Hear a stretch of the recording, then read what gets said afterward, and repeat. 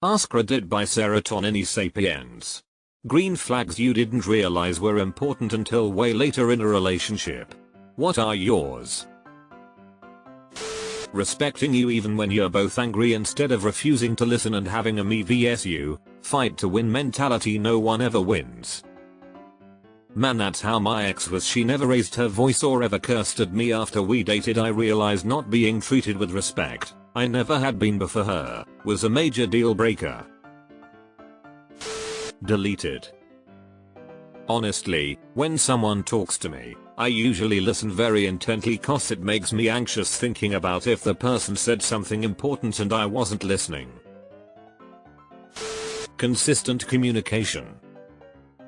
This was one of my ex's major flaws. Not only were they a poor communicator, they were an inconsistent one. Sometimes they'd bring something up as a problem and we could deal with it, and sometimes they'd let things fester until they were too late. I never knew if I could trust that they didn't have something brewing in the back of their mind. Thank goodness they're out of my life.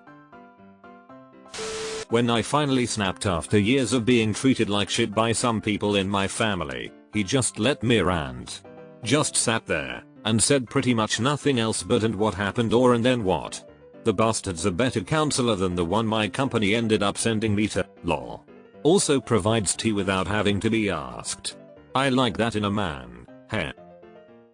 Please give that bastard a cookie. I always knew good communication between each other was a good thing. That's like one of those obvious things everyone knows, but I didn't realize until later just how important it really actually is. That shit can't be underplayed at all. Good communication between each other makes everything across the board so much easier. Deleted. Being able to bring up concerns or issues in the relationship in a kind and assertive manner. Making each other feel welcome and included in situations that might cause some anxiety, like meeting friends and family. I went on a company picnic with an ex who is still a very close friend. He introduced me to everyone and included me in their conversations so I didn't feel like a complete outsider.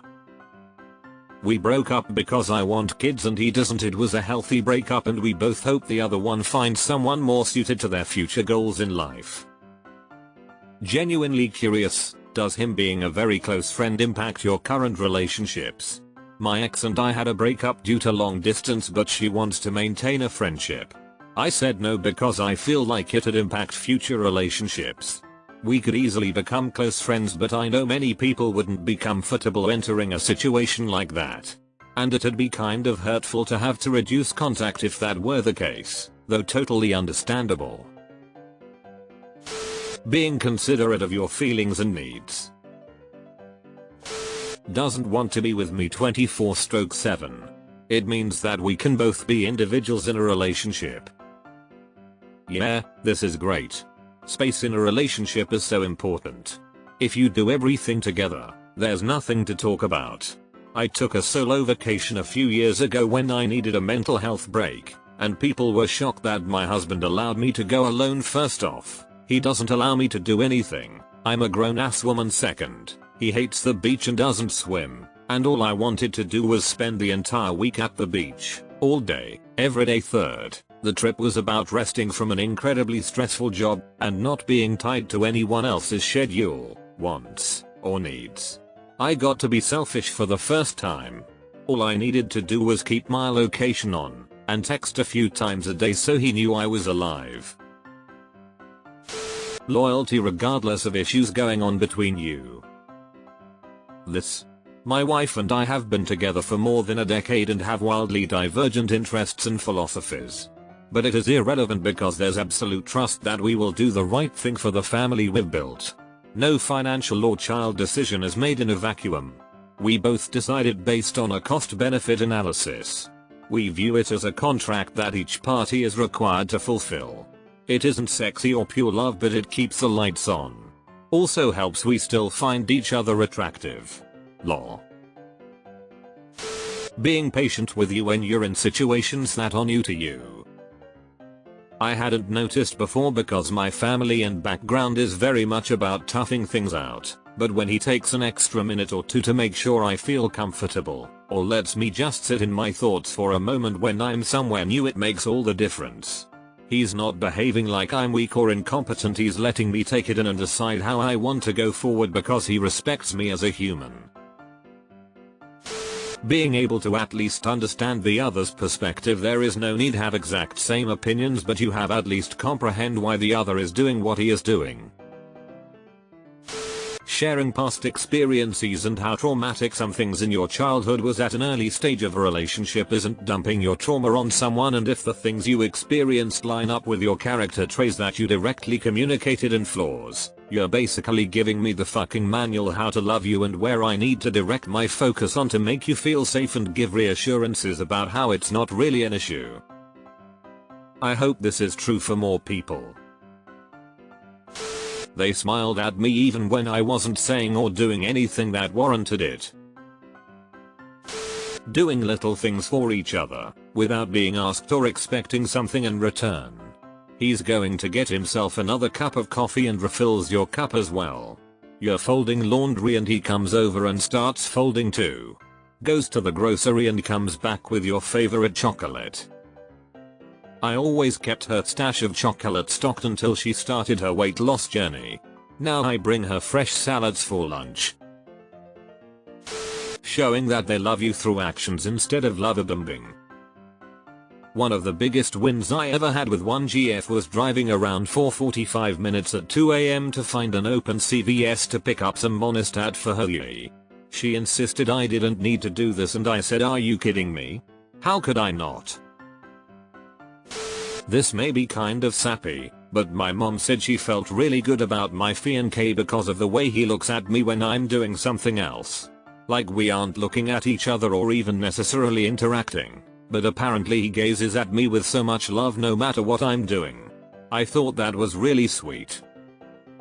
Also, I really love that my partner will get upset on my behalf when someone has wronged me. I've dealt with a lot of drama with a certain relative, but always asks what I want from him rather than taking charge and going off on the person, which he admits is sometimes what he wants to do.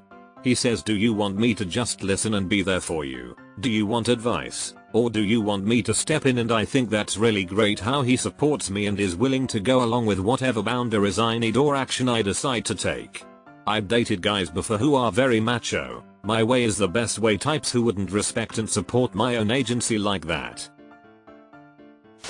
If someone has a healthy social life outside the relationship, I had, and so that only relied on me, no friends, no effort to make any either, and it sucked the life out of me over time.